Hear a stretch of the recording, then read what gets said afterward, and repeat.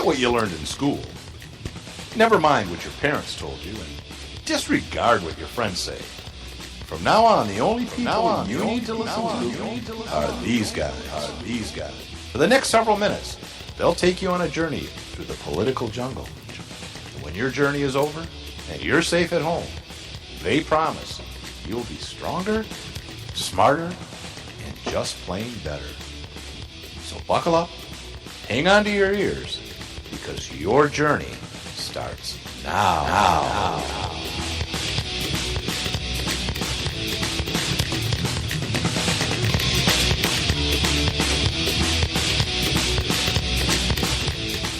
December 7th, 1941,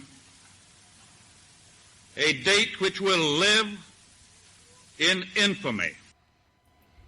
And I think it has. Well, yeah, because we keep playing that quote. Yeah. Not all the time. Pretty much every week. Okay, fine. Yeah. No, it is not every week. I disagree with that entirely. No, you're right, because we don't do a show every week anymore, apparently. That's not, so we took off that's like true. 2 weeks years. over the holidays. Come on. I really like. I like this new Barack Obama? Yes. Holy cow. You like what? What do you like? I like actually having a touchscreen laptop down here, yeah. Yeah, must be nice. It makes things very easy for Steve. Let's say hi to Steve. Steve's Hey, our Steve. engineer. Hey, Steve, how are you? You're looking good today. I see you started wearing woman's clothes again, but that's okay. Nothing wrong with that. Yeah. Whatever you want. We here at there is Freedom something, Studios. There is something wrong with that, actually. It's really hard to find the right size. For him? Yeah. Can't find stuff that small. Right. Yeah. He's a kind of like a twink, very slender. And, I don't know that that's not offensive. It could be. I don't know. But we say lots of things that are offensive. No, you say lots of things that are offensive. That's true. Like you're well, never mind. I don't want to offend you. Thank you. So, anyways, let's see. You know what? We should probably have a new those professionals that recorded our intro. We should probably have them record another one that at the beginning gives a trigger warning. Ooh, we could do that. Yeah, that's actually a good idea. I shouldn't have said it on the air, and now it's not going to be as impactful when we do it next week. And everybody will tune out because they don't want to be triggered. Yeah, I bet. Jeez. And so we could do it. We just want to remind you that things that are said on the Ed Odd Show may trigger certain emotions in you, and if that's the case, you're a big, big P. Yeah, that's perfect. That was good. I like it. Okay. All right. Thursday, the 14th of January already. Holy cow. 14 days into the new year, and I already hate it. We're in the Freedom Studios on the 15th floor of the Patriot Towers. Can't write the right year or what? I said 2016, or did I say 15? I don't know what you said, but why do you hate it already? It's just not going well. Okay. All right. Patriot Towers, Liberty City, where Nate, blah, blah, blah. I don't know. Yeah. China. How about Timbuktu? China. That's not a real place. It used to be. Well, they... it might still exist. I don't know. I'm it's sure an it ancient does. African China, city, Timbuktu. okay, It's a China. real place. China. China isn't real. It doesn't exist anywhere. I know. All right. So, we got a lot of stuff we want to try to get to. Remember, we have our trivia question, which is always popular with our listeners. We also have This Day in History. Everybody loves that. We get lots of emails saying, we love this day in history. Please give us more history. I don't know. Got something by Ron Paul, State of the Union, those dang Iranians. Oh, there was a State of the Union thing. Debate tonight. There's a few things we can talk about. And good night. Bye-bye. Let's see. What do you want to start with? I don't know. Do you want to do, we'll pull these, how about we do the Ron Paul thing, warning us in 1997, and then we can go into the sheriff, or the fire chief. How about that? Let's do that. So don't be confused, because we've been hearing Rand Paul a lot lately. Yeah. This actually is Ron Paul, Rand Paul's dad. It's before his the show, older brother, isn't it? Before the show, I was prepping this clip, right? Yeah. And you were like, "We have a clip from his dad too," and I don't We don't have a. Has his dad ever said anything? I'm sure he said stuff. I don't know. Yeah, his dad I said have no stuff. evidence of it. You don't know that. I'm pretty sure. How do you know? I would bet $1 billion of your dollars that his father spoke. Well, after I'm listening to it. After the Powerball drawing last night, I may or may not have $1 billion. You don't. You're right. Because even if I had one, I would only get like $500 million. I take it because you have to split it, right? 3 ways, and that's before taxes. Oh yeah, I know. It'll only just be several $1 million. Actually, it's only what $300 million or something. For pittance. Why would I wouldn't even bother cashing the check? I know it's not worth the $2. Why would you even go to the bank? It's to cash not worth check? the $2. Why would you even go to the lottery office to pick up the check? Wouldn't even be worth it. You know what the good news is? So 3 people won the Powerball, right? That we know of. That's what they're claiming anyway. Each of the states either don't tax lottery winnings or don't have income tax, and so they're kind of lucky in those states. Wow. Where, they'll probably have some. Florida's like one in it. Was Florida one? I think so. I don't know. I don't know if Florida. California was one. They apparently don't. It makes sense that they don't tax money that's coming from the government, right? They have income tax for sure, so they'll have to pay income tax. But I think some states you just get screwed on your winnings. Yeah. So that's interesting. Wonder if Michigan's one of those. Did you play? I don't know if my wife bought a ticket. Sometimes she does. Sometimes she doesn't. So I don't know. I didn't want to play, right, but my wife decided Insisted, that it was and so I was nice and I stopped and picked up a ticket. Well, apparently she decided to stop and pick up 4 tickets, so we ended up with a whole bunch. So you had like 5 or 10 times better chance. We did. Well, yeah, I suppose. Yeah, you do. Yeah, sure. But 2 tickets double your chances. It's still the same as it's still not playing. But each ticket has the same probability of winning. It's not the same as not playing. The results are the same. No, you're right. It costs money. Well, no. Because if you don't play, you're guaranteed not to win. Where if you buy a ticket, you have a 1 in a 300 million chance or something. Which a couple months ago it was 1 in 175 million. So it's not the same as not playing. The results are the same though every time. For you, yes, but not for everyone. No, not for everyone. Okay, no. I actually got donuts today because one of the guys won a couple bucks. Wow, brought donuts in with it, so that was nice. There were 5 people in Michigan that won $1 million. Yeah, so maybe you did win $1 million. No, I didn't. Why would we even pick that up? That's yeah, I would. I mean, we were laughing about the 300 million. But $1 million, I don't think I'd even cash that in. No, when you compare that with the revenue we have coming in from the Ad show, right? It's just peanuts. I wouldn't even get out of this chair. I mean, Steve makes more than that in a year. Yeah. So not here. No, but no. This is his hobby. His I don't know why. His wife is very successful. Yeah. So okay. Anyway, speaking of rich people and not us. Let's see, lifelong politicians. Let's play this clip by Ron Paul.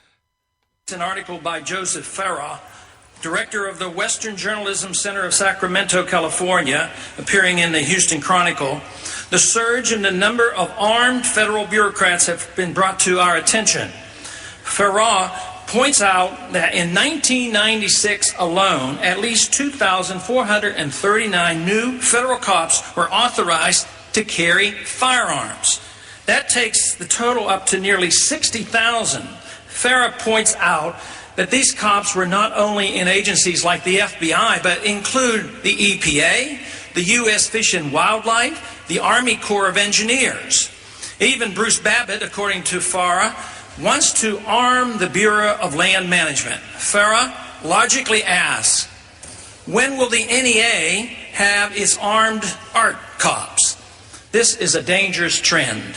It's ironic that the proliferation of guns in the hands of the bureaucrats is pushed by the anti-gun fanatics who hate the Second Amendment and would disarm every law-abiding American citizen. Yes, we need gun control. We need to disarm our bureaucrats, then abolish the agencies. If government bureaucrats like guns that much, let them seek work with the NRA. Force and intimidation are the tools of tyrants. Intimidation with government guns and the threat of imprisonment and the fear of harassment by government agents put fear into the hearts of millions of Americans. So 1997, Ron Paul's asking when the Bureau of Land Management is going to be armed. Yeah. And why would they need to be armed, and what would they ever do? I can't imagine them ever using firearms I against can't citizens. imagine them needing them for any reason to force people off of public land. No. Or anything like that twice in the last 2 or 3 years. Yeah. Interesting. And the NEA, they probably National Endowment for the Arts. They probably do have armed art cops now. Well, they have a lot of valuable art. Right. So that makes sense. I would think Art's so. more valuable than land, right?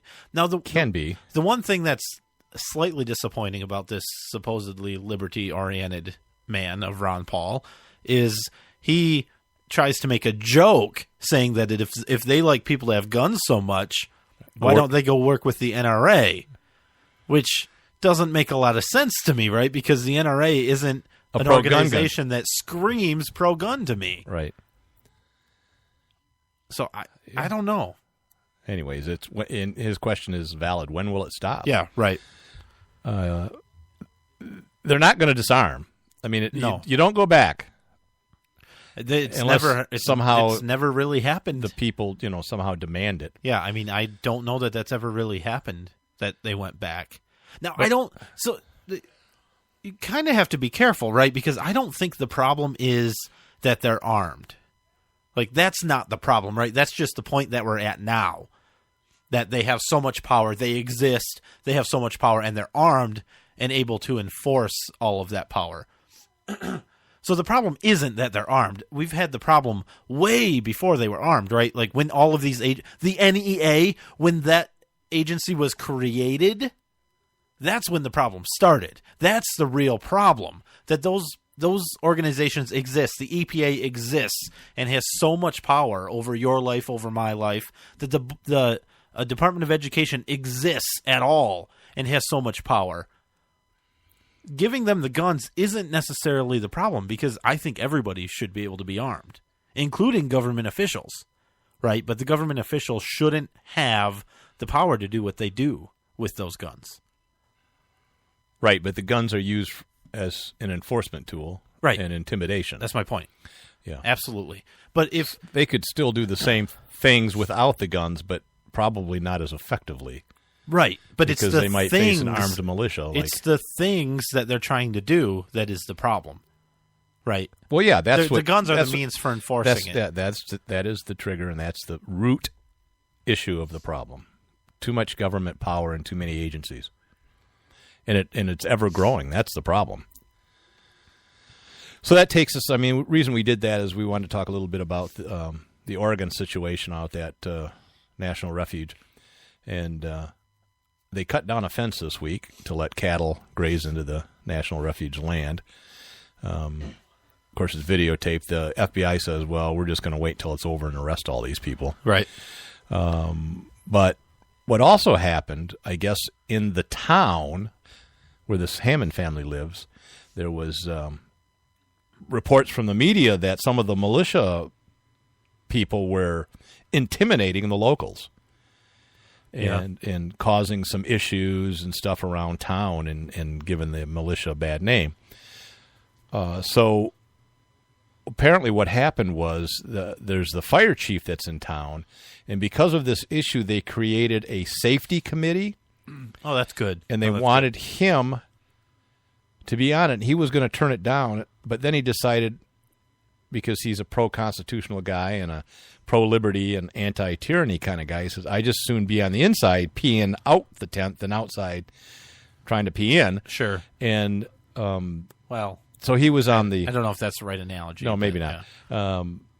So he thought, I'll be on the inside. If you can't beat them, join them. Right. Yeah. Well, no, I mean, his idea was he was going to try to stop any kind of action. Yeah, and actually make a difference from the inside, yeah. So apparently, just a couple days ago, he was driving through town like he does, not a big town, and he sees some militia-type guys hanging around the armory in town, and he starts asking them questions, and they were kind of rude and snotty and stuff. And they're like, go away, old man type of stuff, and, right. You're not going to answer any questions, and, screw you. And so he writes down license plates. Now, this is how smart the FBI